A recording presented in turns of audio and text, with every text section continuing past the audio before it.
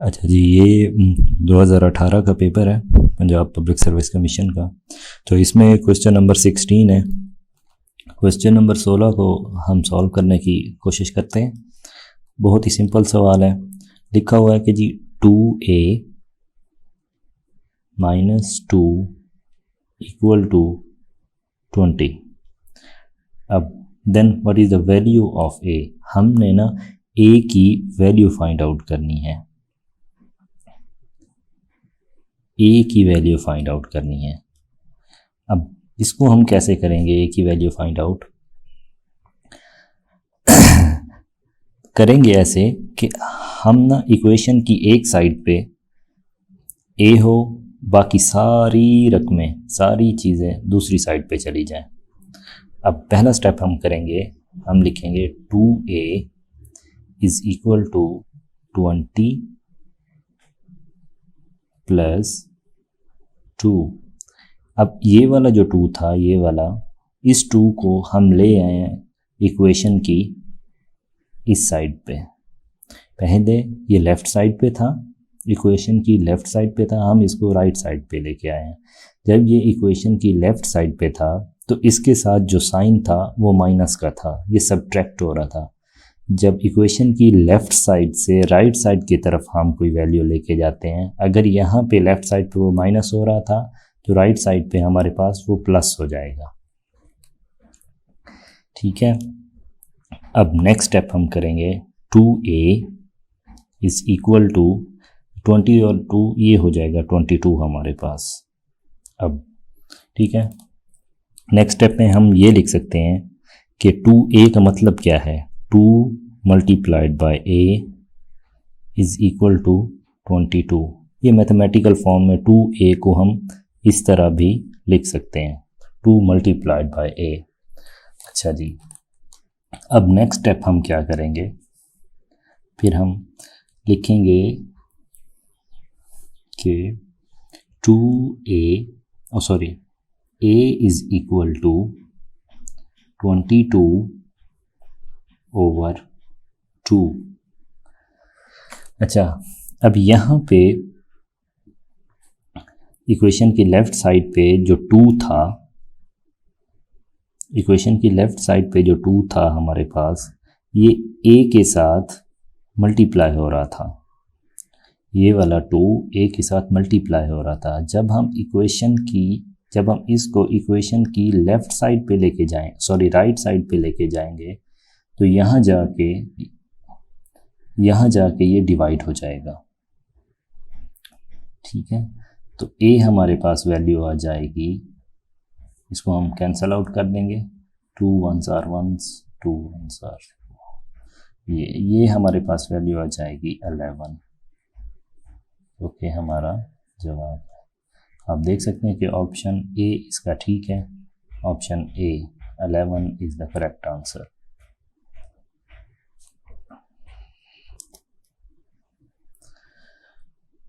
अच्छा जी, दूसरा जो सवाल है, और ये क्वेश्चन नंबर 27 है मॉडल पेपर नंबर 100 में। हुआ जी हमारे पास, a shopkeeper buys a watch for RS 350।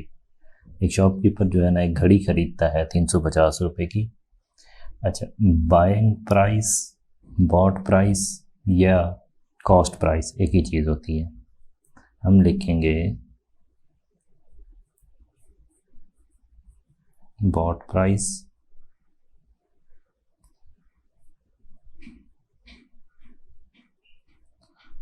और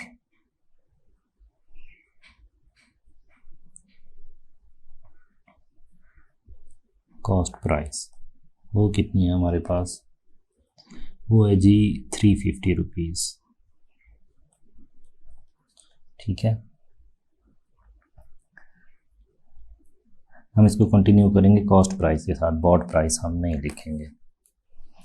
नेक्स्ट वो कहता है कि and sells it for RS 392, और फिर उसको सेल प्राइस हम कह देते हैं। नेक्स्ट हम लिखेंगे सेल प्राइस जो है उसकी, वो क्या है, 392 रुपये में वो सेल कर देता है। Find his percentage of profit. अब हमने उसकी प्रॉफिट परसेंटेज ना फाइंड आउट करनी है। प्रॉफिट होता ही उस वक्त है जब आपकी सेल प्राइस ज़्यादा हो। अच्छा जी, अब प्रॉफिट परसेंटेज का उसने लिखा है परसेंटेज ऑफ प्रॉफिट आपने फाइंड आउट करना है। वो हम कैसे करेंगे? ये होता है हमारे पास फार्मूला परसेंटेज फाइंड आउट करने का, प्रॉफिट परसेंटेज। क्या फार्मूला होता है? इसको आपने फार्मूले को याद रखना है। Profit percentage is equal to cell price. अच्छा, आपने ना सेल प्राइस पहले लिखना है माइनस कॉस्ट प्राइस।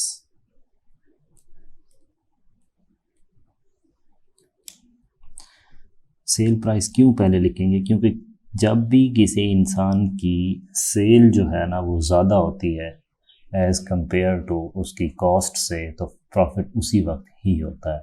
अब मैं वो एक चीज़ खरीदता हूँ कि मैंने कार खरीदी 15 लाख की, वो मेरी कॉस्ट प्राइस थी, और मैं उसको सेल करता हूँ 20 लाख की, ठीक है, तो वो मेरी सेल प्राइस हो जाती है।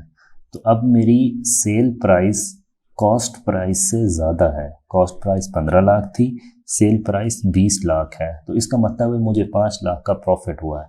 इसीलिए हम सेल प्राइस पहले लिखेंगे। अच्छा, सेल प्राइस वो नीचे हमेशा, इस फार्मूले के नीचे आप हमेशा जो है ना वो हम लिखते हैं कॉस्ट प्राइस।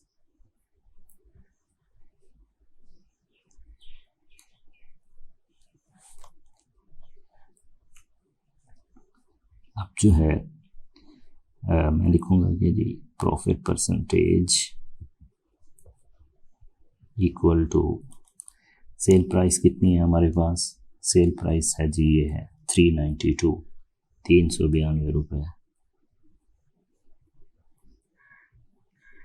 माइनस कितनी है कॉस्ट प्राइस? क्या है जी? कॉस्ट प्राइस है हमारे पास, ये है 350, ठीक है। ओवर हमने हमेशा बटे के नीचे लिखना है कॉस्ट प्राइस। कॉस्ट प्राइस कितनी है? 350। अब चूंकि ये परसेंटेज है इसलिए यहाँ पे लिख देंगे मल्टीप्लाइड बाय 100। ये सॉल्व करते हैं। 392 माइनस 350 ये आ जाएगा हमारे पास 42 ओवर 350 मल्टीप्लाइड बाय 100। अब हम क्या करेंगे? हम इसको कैंसल आउट, 0 से 0 को कैंसल आउट कर दें, ठीक है। और हम देख सकते हैं कि 10 और 35 आप में कैंसल आउट हो सकते हैं एक दूसरे से। 5 दूने 10 और 5 दूने 10 और 5 7 35, ठीक है। फिर हम देख सकते हैं कि ये 42 और 7 आपस में कौन से कैंसल आउट हो सकते हैं। 7 6 और 42। अब हमारे पास दो चीज़ें बची हैं।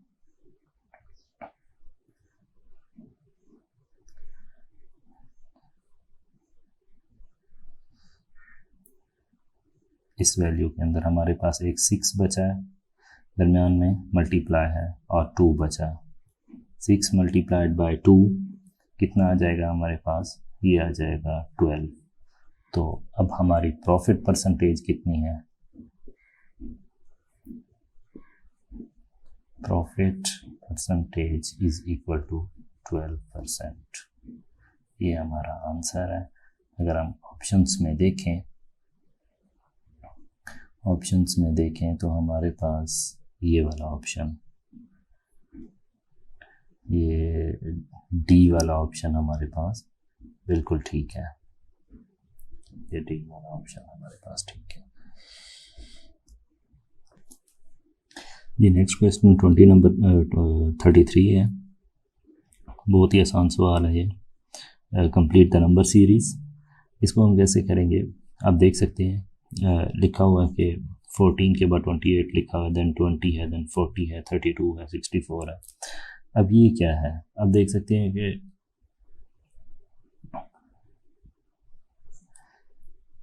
14 14 को सबसे पहले क्या किया गया है,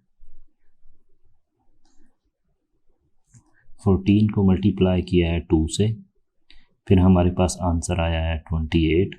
अब इस 28 में से हमने 8 माइनस किया है, हमारे पास आया 20। अब 20 को 2 से मल्टीप्लाई करेंगे, हमारे पास आता है 40। ठीक है, अब इस 40 में से अगेन 8 माइनस कर दें जैसा कि सीरीज़ में आ रहा है, हमारे पास आ जाएगा 32। अब 32 को 2 से मल्टीप्लाई किया 64।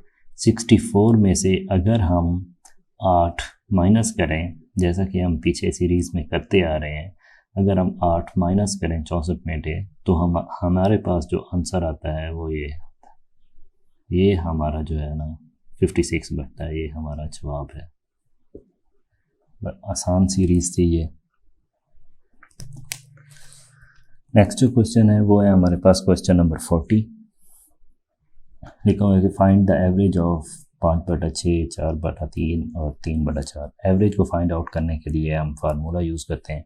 एवरेज का फार्मूला क्या होता है, average is equal to sum of all values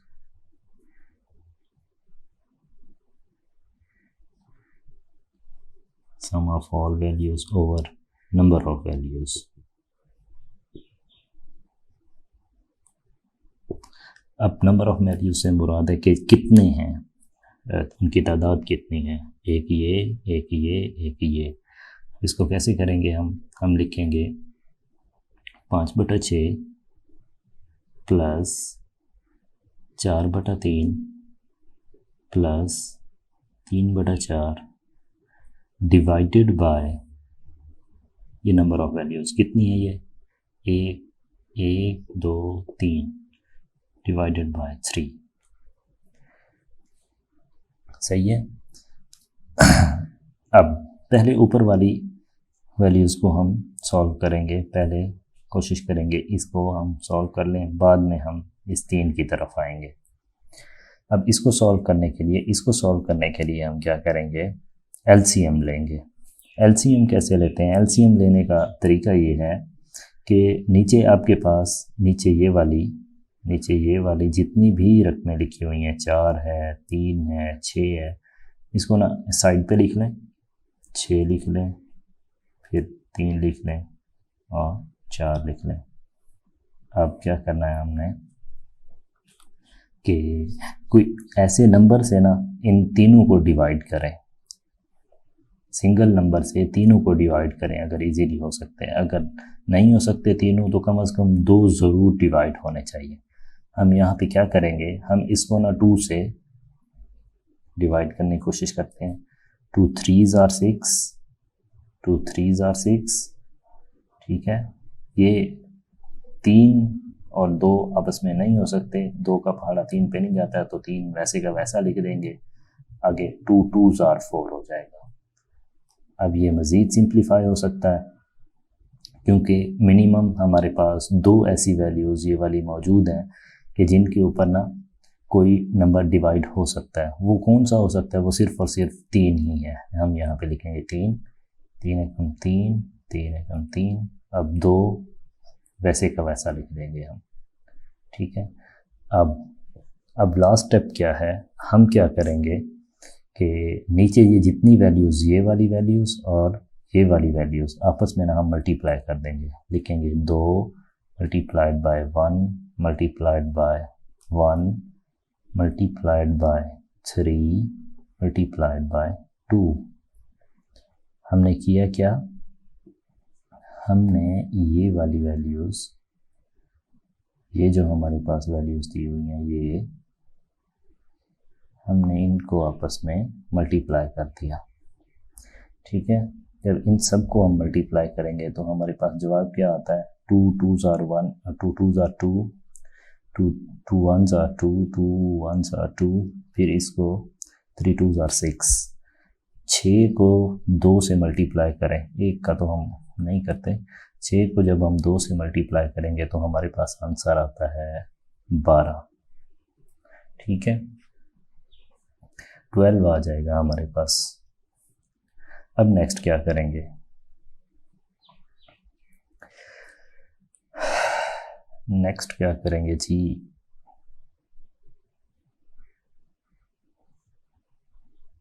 next हम वैल्यूज़ लिखेंगे वैसी ऊपर वाली। 12 हमारे पास आया एलसीएम, हम करेंगे जी, लिखा हुआ था हमारे पास ये था, सॉरी,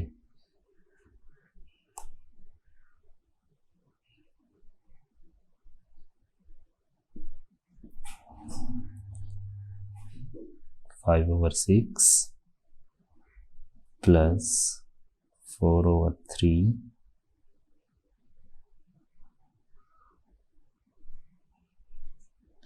प्लस 3/4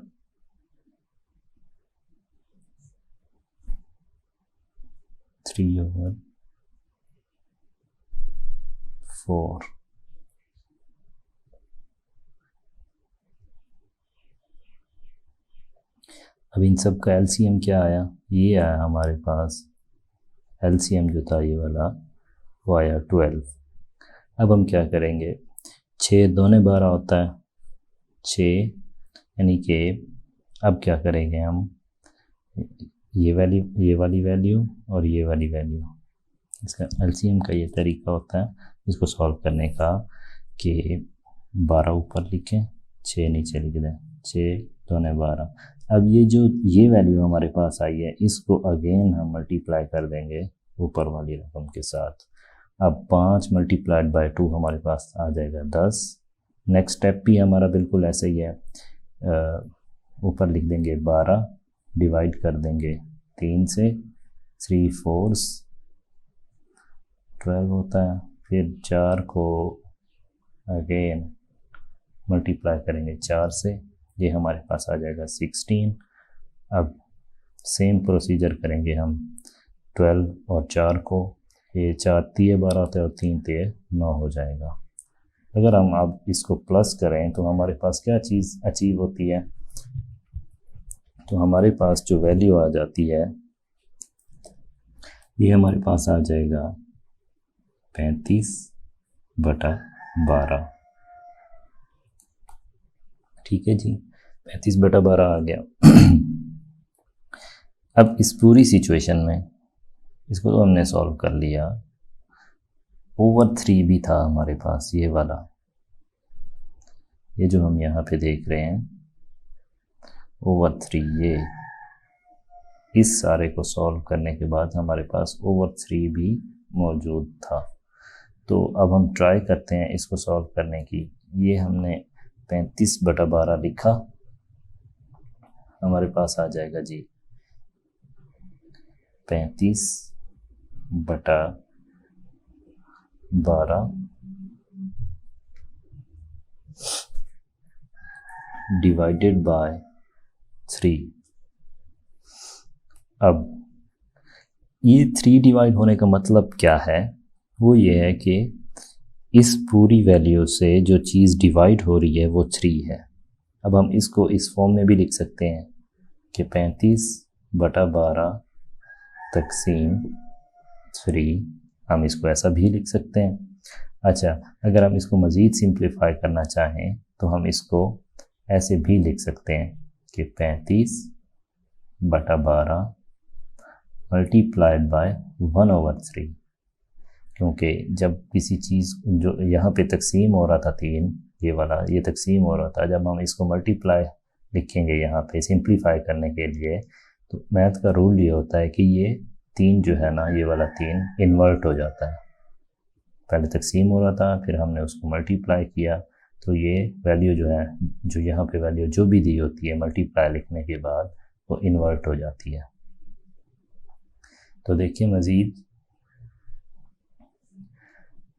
35/12 मल्टीप्लाइड बाय 1/3, ये अब इजीली हम इसको कट कर सकते हैं। कट नहीं कर सकते तो हम इसका जवाब निकाल सकते हैं। तो जवाब हमारे पास आ जाएगा, 35 को 1 से मल्टीप्लाई कर दें, 12 को 3 से कर दें, 35/36।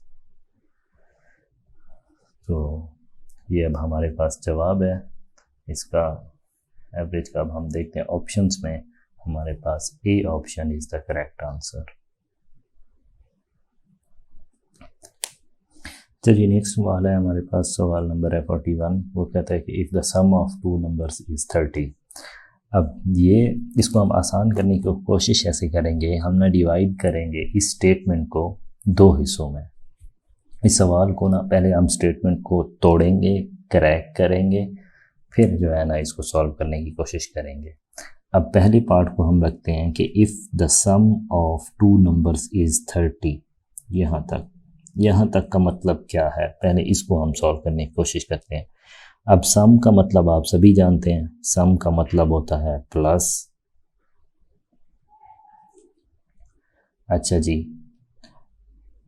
उसके बाद टू नंबर्स लिखा हुआ है, सम ऑफ टू नंबर्स पे अगर दो नंबर्स को हम जमा करें तो, अब वो दो नंबर्स कौन से हो सकते हैं हमें नहीं पता, हम उसको ना सपोज कर लेते हैं कि दो नंबर्स हमारे पास वो कौन से हैं। हमारे पास एक नंबर हमारे पास x है, दूसरा नंबर जो है हमारे पास वो है, एक नंबर हमारे पास है जी x, दूसरा नंबर है हमारे पास y। ठीक है, ठीक है। अब उसके बाद लिखा हुआ है कि सम हमने लिख लिया, ये लिख लिया सम, टू नंबर्स भी हमने लिख लिए, ये टू नंबर्स। उसके बाद लिखा हुआ इज का मैथमेटिक्स में मतलब होता है, इज का मीनिंग होता है इक्वल टू। ठीक है, इज का मीनिंग होता है इक्वल टू। अब स्टेटमेंट को आप दोबारा देखें, if sum of two numbers, sum of two numbers, sum of two numbers मतलब x और y का sum, x plus y is, ये लिखा हुआ है इज कितना, इज का मतलब हमने लिखा कि वो होता है इक्वल टू इज 30। ठीक है, सम ऑफ टू नंबर्स इज 30। यहाँ तक बात क्लियर है। उसके बाद हम ना सेकंड पोर्शन स्टेटमेंट का देखते हैं, and their difference, their difference means उन्हीं दो नंबर्स का डिफरेंस, डिफरेंस का मतलब होता है सब्ट्रैक्शन, डिफरेंस मीन्स सब्ट्रैक्शन। हम लिख सकते हैं x माइनस वाई इज, वही फिर इज इक्वल टू लिखेंगे, इक्वल टू कितने 8। ठीक है, अब हमारे व्हाट इज देयर प्रोडक्ट, अब पहले इसको हम सॉल्व करने की कोशिश करते हैं, फिर एंड पे हम ना इनकी प्रोडक्ट निकालेंगे। प्रोडक्ट का मतलब होता है मल्टीप्लाई। ठीक है, प्रोडक्ट का मतलब होता है जी मल्टीप्लाई।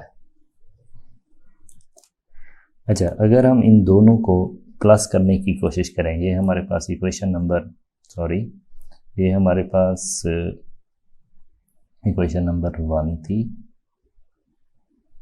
और ये हमारे पास थी इक्वेशन नंबर 2 जो हमने बनाई। अगर हम इन दोनों को प्लस करेंगे, क्वाड्रेटिक इक्वेशन इनको बोलते हैं। क्वाड्रेटिक इक्वेशन को सॉल्व करने का तरीका यही होता है कि ऊपर नीचे लिख लेते हैं और कोशिश करते हैं कि x और y में से कोई एक कैंसल आउट हो जाए, ताकि हमारे पास सिर्फ और सिर्फ एक वेरिएबल की या तो x की वैल्यू बच सके या y की वैल्यू बच सके, और हम सवाल में आगे सोल्यूशन को प्रोसीड कर सकें। तो अब हम करेंगे क्या, हम देख रहे हैं इजीली ये y का प्लस है और ये माइनस का है, तो ये कैंसल आउट हो जाएंगे, ये कैंसल आउट हो जाएंगे। ठीक है, अब x और x को हम लिख सकते हैं, ये हो जाएगा 2x इक्वल टू 30 और 8 कितने होते हैं 38। ठीक है, अब हम यहाँ से x की वैल्यू निकाल लेंगे, x is equal to 38 divided by 2, ये आ जाएगा हमारे पास 19। अब x की वैल्यू जो है वो हमारे पास आई है 19। ठीक है, अब ये 19, ये x की वैल्यू हम इक्वेशन नंबर 1 में पुट कर दें या 2 में पुट कर दें, किसी एक में पुट करेंगे तो हमारे पास y की वैल्यू आ जाएगी। तो हम इक्वेशन नंबर 1 में पुट करते हैं, हम लिखेंगे x की जगह लिखेंगे 19 plus y is equal to 30। इस x की जगह हमने 19 लिखा कि ये जो वैल्यू हमारे पास, क्योंकि x वाज इक्वल टू 19। ठीक है। तो हम करेंगे जी, अब यहाँ से हम y निकालने की कोशिश करेंगे। y इज इक्वल टू, अब 19 इक्वेशन की लेफ्ट साइड पे प्लस हो रहा था, जब हम इसको इक्वेशन की दूसरी साइड पे लेके जाएंगे तो हमारे पास क्या होगा, ये माइनस हो जाएगा।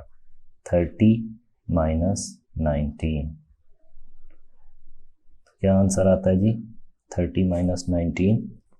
जो 30 माइनस 19 जो है वो हमारे पास आ जाएगा 11।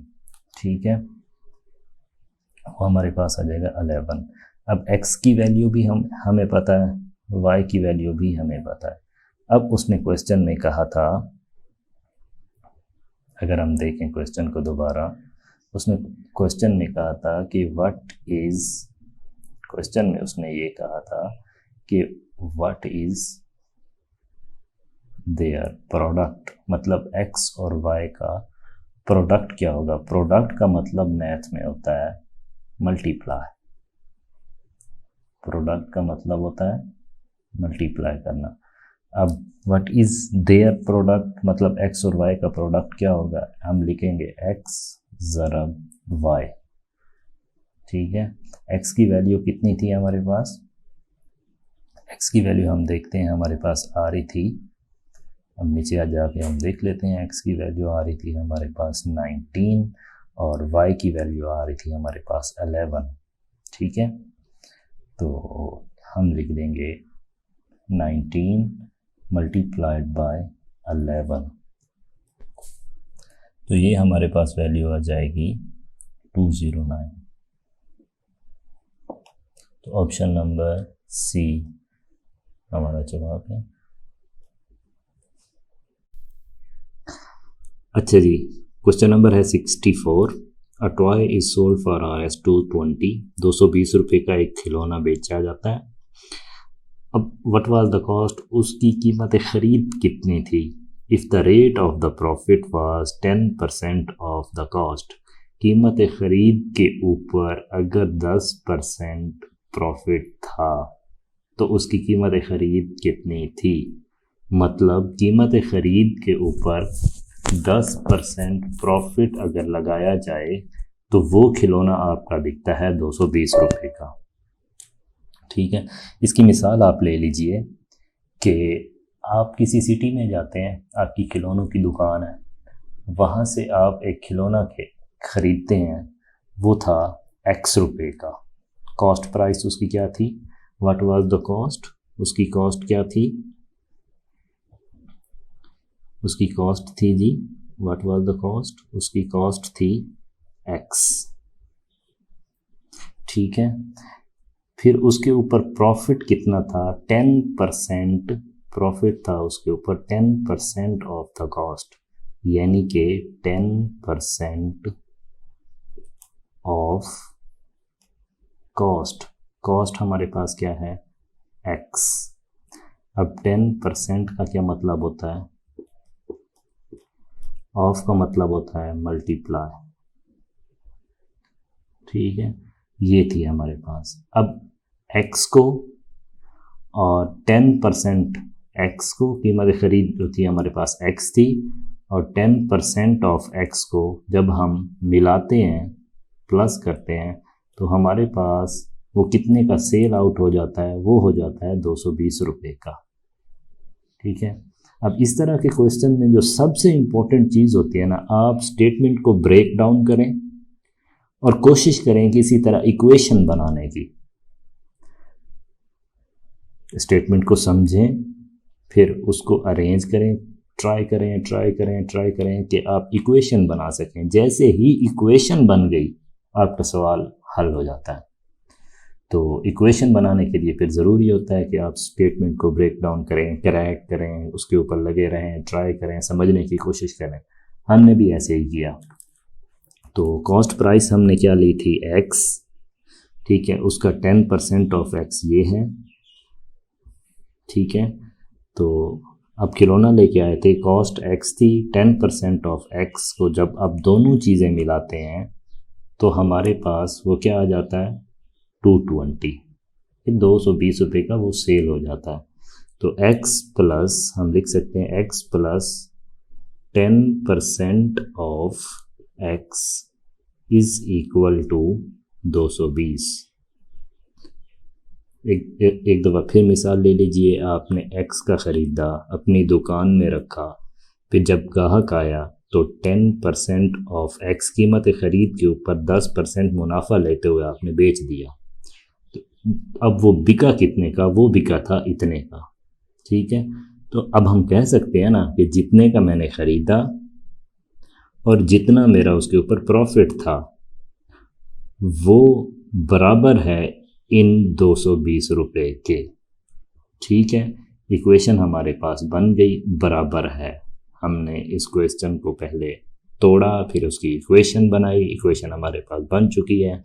अब इसको सॉल्व करने की कोशिश करते हैं। x प्लस 10% का मतलब होता है 100 into x equal to 220।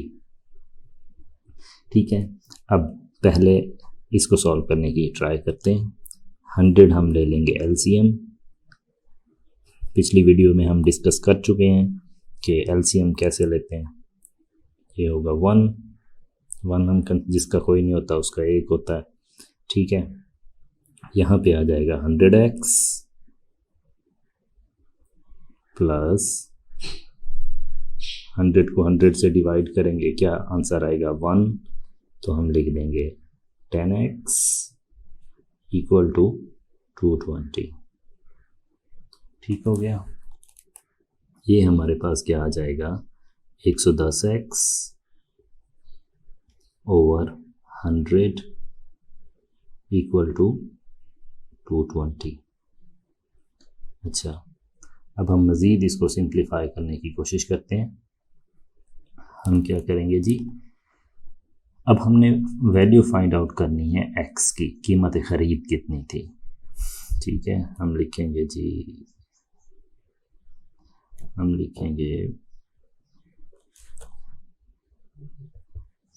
110x is equal to 220। अब 100 ये वाला जो है इक्वेशन की लेफ़्ट साइड पे क्या हो रहा था, डिवाइड हो रहा था, बटे के नीचे था।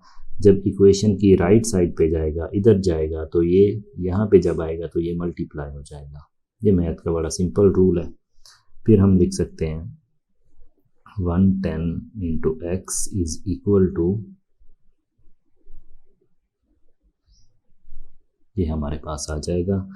अब हमने फाइंड आउट करना है सिर्फ x की वैल्यू। हम लिखेंगे x इज इक्वल टू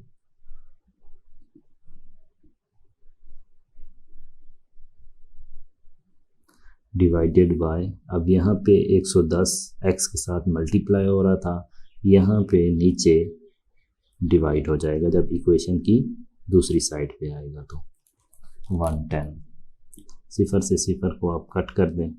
ठीक है, और अब हम क्या कर सकते हैं, सिफर को सिफर से 11 2s are 22, 11 2s are 22। ठीक है, अब 0 ये जो दो बची हैं इनको वैसे लिख लें, तो ये हमारे पास आ जाएगा 200। सो x हमारे पास कितना आया, 200। ये हमारा जवाब है। तो अब हम ऊपर ऑप्शंस में जाके देख सकते हैं कि ऑप्शन बी जो है वो राइट आंसर है हमारे पास।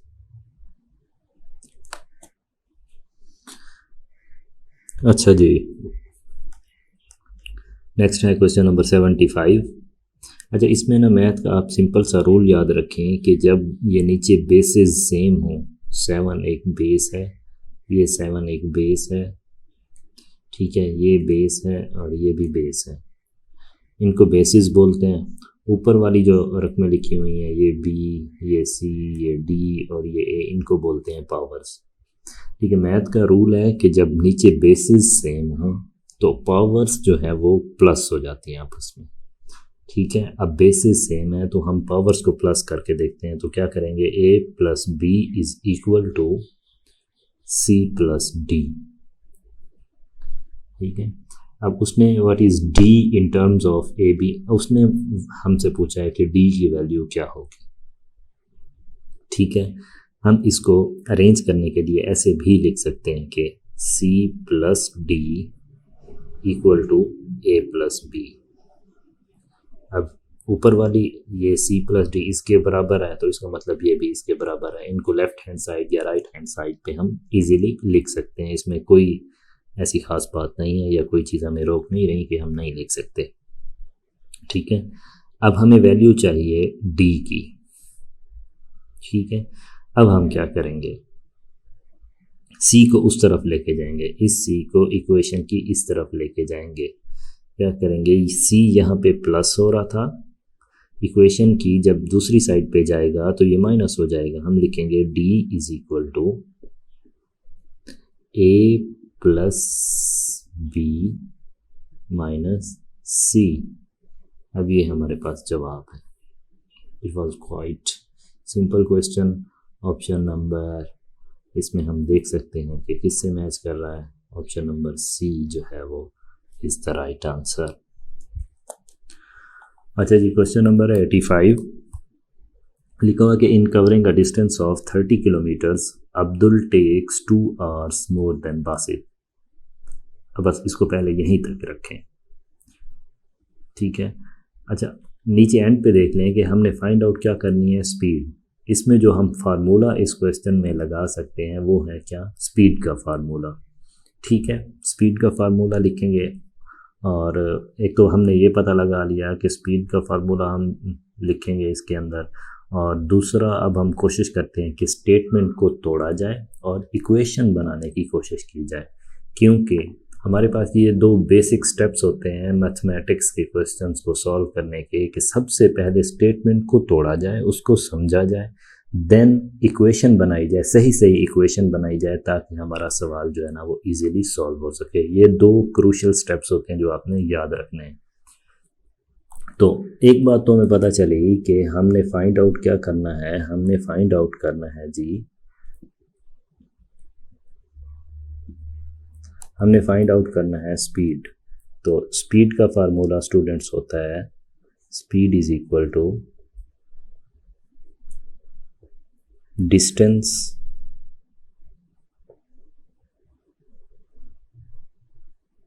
Over time. ठीक है, स्पीड का फार्मूला होता है डिस्टेंस ओवर टाइम। अच्छा जी, उसके बाद अब हम स्टेटमेंट को जो है ना वो ब्रेक डाउन करने की कोशिश करते हैं। स्टेटमेंट को हम यहाँ तक समझेंगे। क्या लिखा हुआ है, in covering a distance of 30 kilometres. Distance हमें पता चल गया, डिस्टेंस कितना है 30। Abdul takes 2 hours more than Basit. Abdul जो है वो 2 घंटे ज़्यादा ले रहा है बासित के टाइम से। अब अब्दुल किसी के टाइम से 2 घंटे ज़्यादा ले रहा है। अब हमें कैसे पता चलेगा कि किसके टाइम से, या यानी कि कितने टाइम से 2 घंटे ज़्यादा। अब हम जो चीज़ सबसे पहले फ़र्ज़ करेंगे वो करेंगे कि बासित का टाइम कितना था। हम कहेंगे कि बासित अगर ले रहा था कितना टाइम, 10 घंटे ले रहा था, तो अब्दुल जो है वो 2 आवर्स ज़्यादा ले रहा है। अब्दुल कितना ले रहा है, अब्दुल फिर लेगा 12 घंटे। ठीक है, अब्दुल ले रहा है 12 घंटे।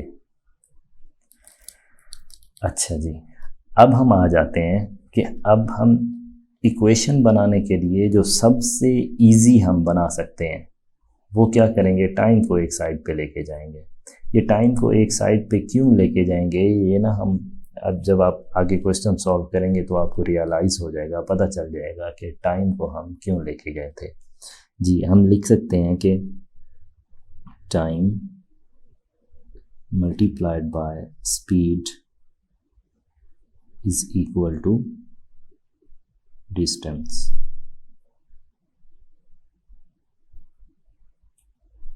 हम टाइम को इक्वेशन की इस साइड पे लेके आए।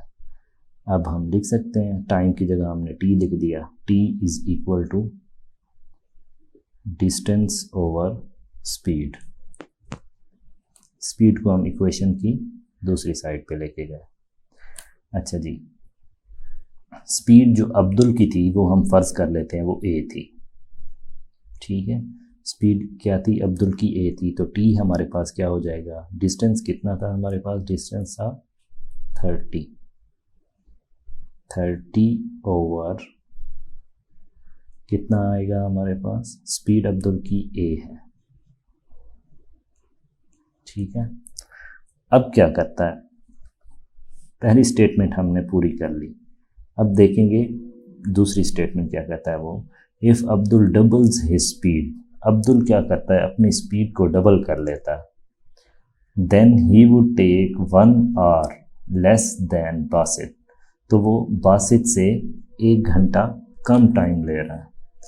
तो अब जो है ना, अब्दुल क्या करता है, स्पीड अपनी क्या कर लेता है, स्पीड अपनी डबल कर लेता है, ये 2 हमने लिखा है, 2a डबल कर लेता है, तो स्पीड अब इसने डबल कर ली। अब टाइम क्या है, अब्दुल जो है ना वो 1 घंटा कम ले रहा है, किससे कम ले रहा है, किसके टाइम से कम ले रहा है, बासित के टाइम से, इस टाइम से वो 1 घंटा कम ले रहा है। अब्दुल का अब टाइम हो जाएगा कितना, 9 आवर्स, ठीक है। अब्दुल जो है वो 9 आवर्स ले रहा है, ओके हो गया, सही है। तो what is the speed of Abdul, अब अब्दुल की स्पीड क्या होगी, ठीक है, स्पीड अब्दुल की क्या होगी, मतलब हमने ना स्पीड क्या सपोज की थी, अब्दुल की स्पीड इज इक्वल टू ए।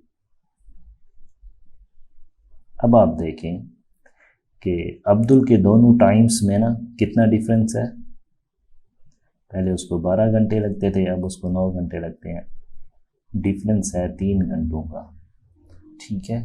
तो हमारे पास इक्वेशन ये बनती है, अगर 3 घंटों का डिफरेंस हो तो ये हमारे पास इक्वेशन बनती है, ठीक है। अब हम इसको सिंप्लीफाई करने की कोशिश करते हैं, हम लिखेंगे कि 30 over A minus 30 over 2a is equal to 3। हम यहाँ से जो है मैं a कॉमन ले लेता हूँ, लिखता हूँ कि 1 over a is 1 over a into, यहाँ पे आ जाएगा मेरे पास 30, ये आ जाएगा 30 ओवर 2 इज इक्वल टू आ जाएगा हमारे पास 3, ठीक है। इसको मैं 1 ओवर a, इसको सिंप्लीफाई करने की कोशिश करता हूँ, 2 आया, इसका 1 था नीचे, इसका कोई नहीं होता, उसका 1 होता है, अच्छा जी 2 है, ये आ जाएगा 60 minus 30 equal to 3, 1 over a into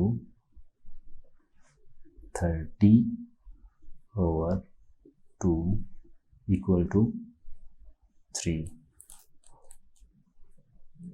यहाँ से मैं कह सकता हूँ कि 15 बचेगा, ठीक है। अब 15 को इससे मल्टीप्लाई करते हैं, लिख रहे हैं नीचे,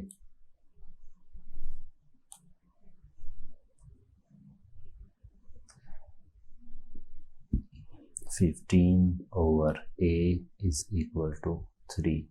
अब हम इसके बाद यहाँ पे इसको ना क्रॉस मल्टीप्लाई कर देंगे, इसका कोई नहीं होता, उसका 1 होता है, क्रॉस मल्टीप्लाई करें, ये आ जाएगा 3a is equal to 15, a is equal to 15 over 3, cross कर सिंप्लीफाई करें, 3 5 are 15, 5, a is equal to 5। अब हम ऊपर जाके देखें कि a हमने क्या सपोज किया था, क्या हमने सपोज किया था, तो ए हमने सपोज किया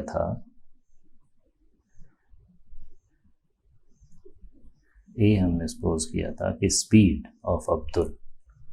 तो अब हम देखें, उसने आखिर पे पूछा what is the speed of Abdul.